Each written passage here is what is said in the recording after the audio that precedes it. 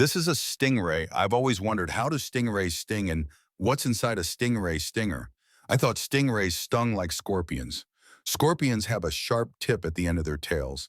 And if you look closely, there's a tiny hole at the end that they use to inject venom.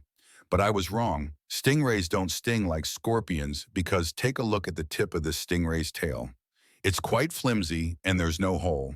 It can't sting like a scorpion because there is no dinger at the end of its tail. Instead, look at the base of the stingray's tail. If I move the tail to the side, something's poking out. This is the stingray's real stinger. It's called a barb. It's sharp and serrated, and the teeth point backward like a harpoon.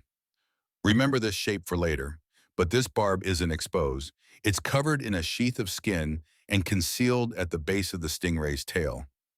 But here's the thing, if you look at the tip, it also doesn't have a hole like a scorpion stinger. So how does this barb inject venom? Well, if we flip the stinger over, you see those two grooves. These grooves hold special cells that contain a bunch of nasty enzymes, proteins, and other harmful chemicals. When those chemicals get into your body, you can experience pain, dizziness, vomiting, paralysis, and even fainting. In other words, these grooves are lined with cells that contain the stingray venom. Now, here's how it all comes together. When a stingray barb lodges into a victim's flesh, the sheath of skin covering the barb rips back. This tears open those special cells, which begin leaking venom. Now remember those backward-facing teeth? They make sure that the barb is good and stuck and can't easily be pulled out.